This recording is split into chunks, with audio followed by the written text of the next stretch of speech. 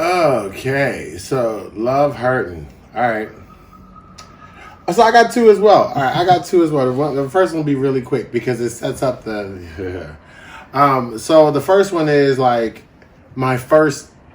I guess I call him my first because I met him undergrad, like first time at college. I'm out of the first time out of the hood. Even though I love the hood, this is a whole different landscape. I don't know what this is. This is crazy, and this is great.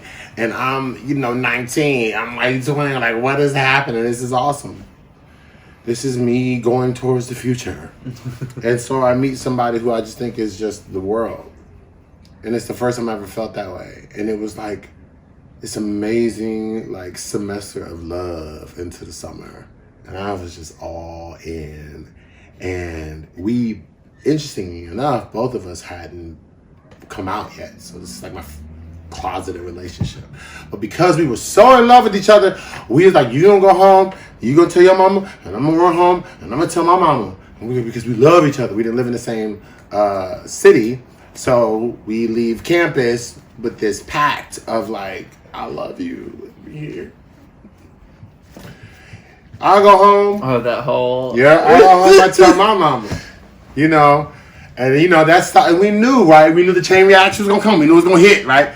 And so I'm on the phone with him, and it was like I couldn't do it.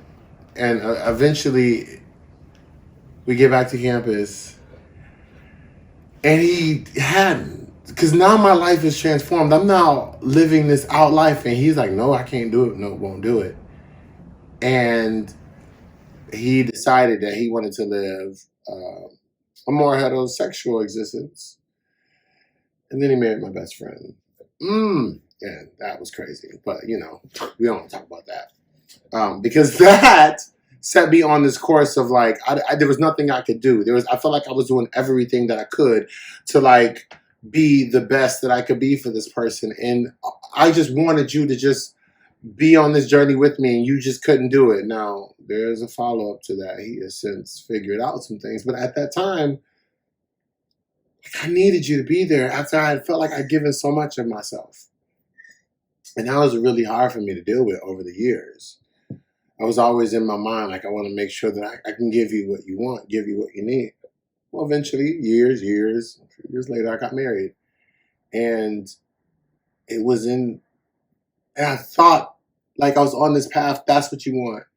Marriage equality was a thing that wasn't happening. When I met this person, marriage wasn't even a thought.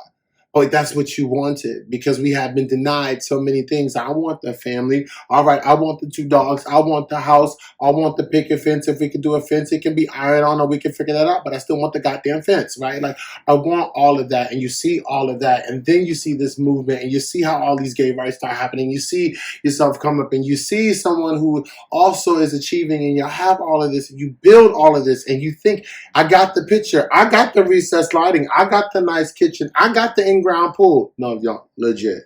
Like, I had all of this. Like, all of this was there. And I'm thinking, this is what I'm supposed to be doing. This is what I'm supposed to be getting. I have not made it. I am just some old little ghetto black kid from the hood in Buffalo trying to be gay, trying to be married, trying to be fabulous. And I'm actually living that existence. And I'm going to brunches and doing all of that shit. Only to find out that the person you built that with does not love you. Matter of fact, has not been in love with you for the majority of that relationship. When they tell you things like, I wasn't sure if we should have got married, but it was important that we did because I was the best thing in the bunch. I was at the top of the list. I hit most of the check marks. I was seemingly the best we were going to do, and we worked, produced well together. So shouldn't that supplement, can't that cover, certain parts of the relationship? And then it just deteriorated until it became something that I didn't even recognize anymore. And all this time I had been fighting, trying to be the thing that I thought I needed to be that was going to make you be like, aha. And when I finally was told this, was after years of trying really and understanding like there was nothing I could ever do that was gonna make you love me.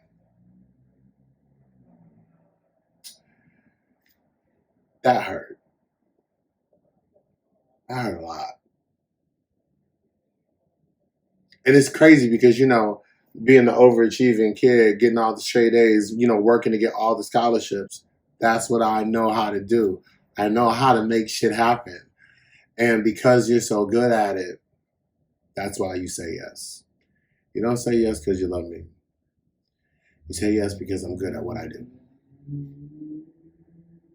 And